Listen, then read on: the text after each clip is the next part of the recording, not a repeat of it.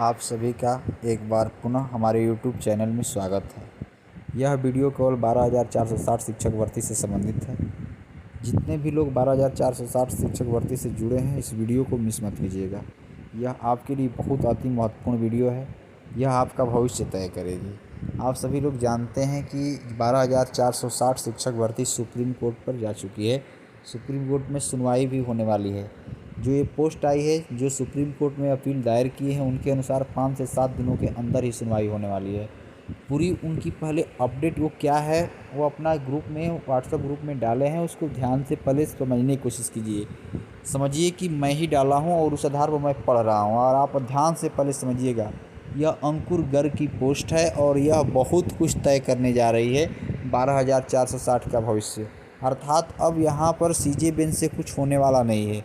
यह मान कर चलिए कि जब मामला सुप्रीम कोर्ट चला गया है तो सुप्रीम कोर्ट से जो अब आदेश आएगा उसी पर भर्ती प्रक्रिया होगी। आप सभी लोग ये भी जानते हैं कि 69,000 शिक्षक भर्ती प्रक्रिया पर भी स्टे लग चुका है, तो उसमें भी अब सुनवाई जुलाई तक भर्ती प्रक्रिया आगे बढ़ेगी। तब तक मान कर चलिए कि 12,460 भर्ती भी अब सुप्रीम कोर्ट की चौखट पर है और वहाँ से जो डिसीजन होगा उसी के आधार पर भर्ती होगी।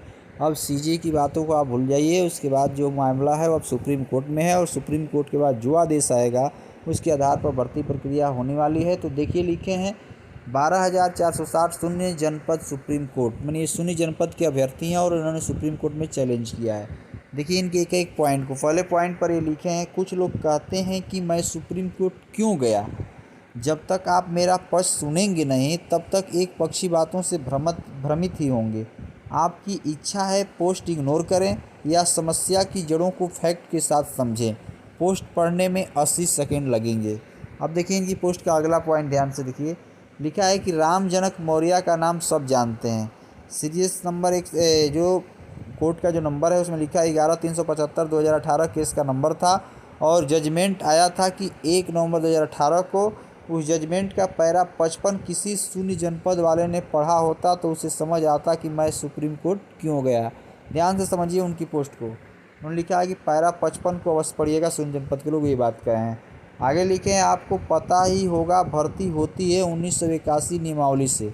नियमावली में 0 जनपद के लिए कुछ था ही नहीं, इसलिए सचिव बेसिक शिक्षा परिषद ने गाइडलाइन जारी कर उसमें 6 ख द्वारा 0 को इन कर दिया। अब आगे देखिए, लिखे हैं ये कि पैरा 55 में जज साहब ने यह कहा कि सचिव को यह अधिकार नहीं है, सचिव नियम नहीं बना सकते। जी हाँ, नियम बनाने का अधिकार या तो विधानसभा को होता है या फिर कैबिनेट डिसीजन को शासनादेश के द्वारा जारी किया जाता है। शून्य के लिए ऐसा कुछ नहीं हुआ, न हो सकता है। हम कोर्ट में यह साबित कर नहीं सकते। आप ही सोचिए, हम कैसे साबित करेंगे कि सचिव को ऐसा नियम बनाने का अधिकार है जब लॉ के अनुसार वाकई सचिव नियम बना ही नहीं सकते। अगला पॉइंट देखिए, लिखे हैं, जब हम इस बात का बचाव कर ही नहीं सकते तो हमारे पास क्या रास्ता था। हमारे पास बस एक ही रास्ता था, उस नियम को चैलेंज करने का जो हमें फर्स्ट काउंसलिंग से बाहर कर रहा है। हमने नियम चैलेंज किया। 0 के नेताओं ने भी वकीलों की सलाह पर ऐसा ही किया। अब 51 वाले नेता अपनी जनता के सामने नंबर बनाने के लिए कुछ भी बोले। पता उन्हें भी है कि 0 के पास अब कोई रास्ता था ही नहीं। अब वो नियम हाईकोर्ट ने सही ठहराया तो हमें मजबूरी में सुप्रीम कोर्ट तो जाना ही पड़ता, क्योंकि मैंने पहले ही बताया कि पैरा 55 में सचिव के अधिकार वाली बात हम बचा ही नहीं सकते, इसलिए सुप्रीम कोर्ट जाना जरूरी हो गया है।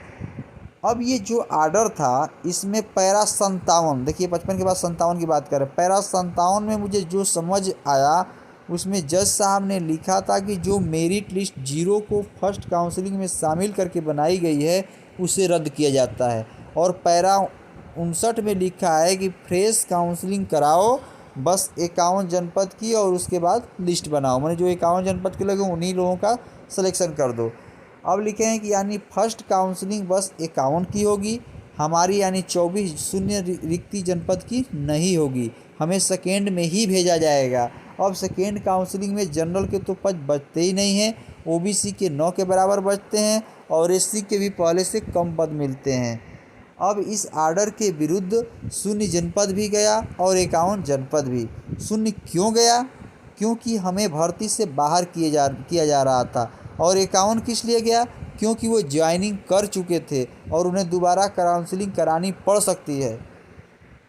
51 की ओर से 2 अपील इम्पोर्टेंट है, जिसमें से एक ज़्यादा इम्पोर्टेंट है।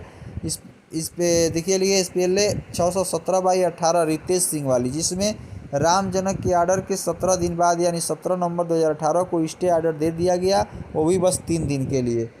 मतलब जज साहब ने कहा कि जो सिंगल जज ने कहा है वैसा न किया जाए। उसके बाद उसी के सहारे एक एसएलपी 609/18 दिवाकर सिंह को भी रिलीफ मिल गया। कुल मिलाकर 3 दिन के स्टे को 18 दिसंबर 2018 तक बढ़ा दिया गया।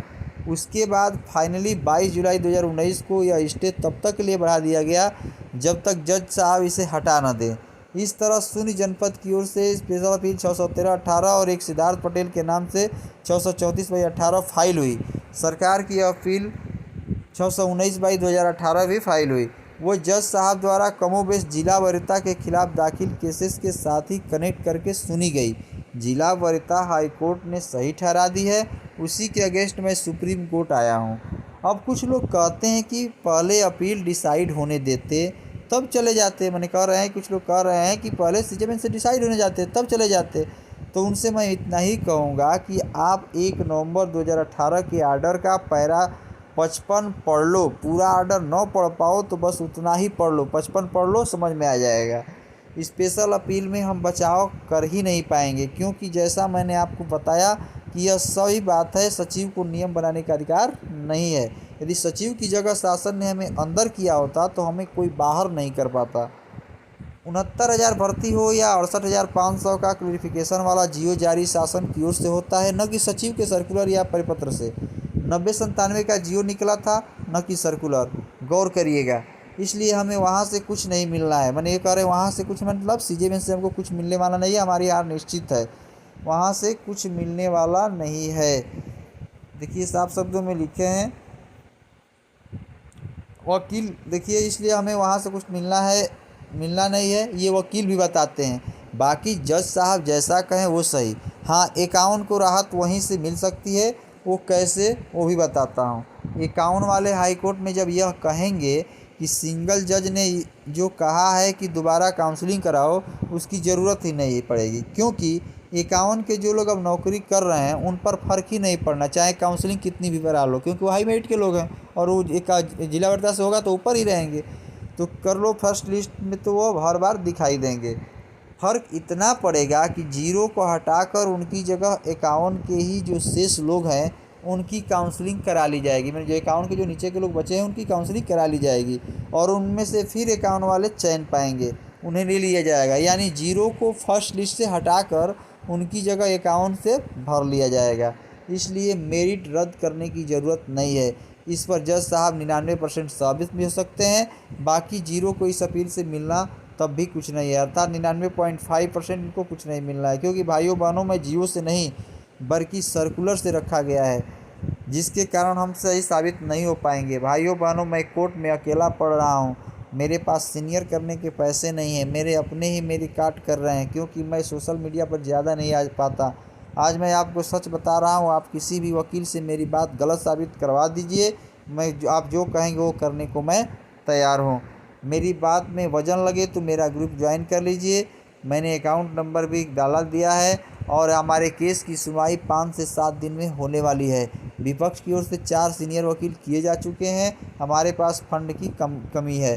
तो ये है अंकुर गर्ग की पोस्ट और उनका साफ तौर पर कहना है कि मामला जो सुप्रीम कोर्ट में जो उन्होंने अपील दायर की है उनके 1 सप्ताह के अंदर ही सुनवाई, जैसे आप समझ रहे हैं कि 8 जून से रेगुलर बेंच खुलने वाली है तो सुनवाई भी पड़ सकती है। तो इसको ध्यान में रखते हुए आप सभी लोगों का ध्यान अब सुप्रीम कोर्ट की तरफ जाना चाहिए। अब यह मामला गंभीर बन चुका है कि सुप्रीम कोर्ट में यह मामला अब गया है, वहां पर जिला वरीयता और शून्य अभ्यर्थी दोनों लोगों के बीच में मामला का अंतिम निस्तारण होगा।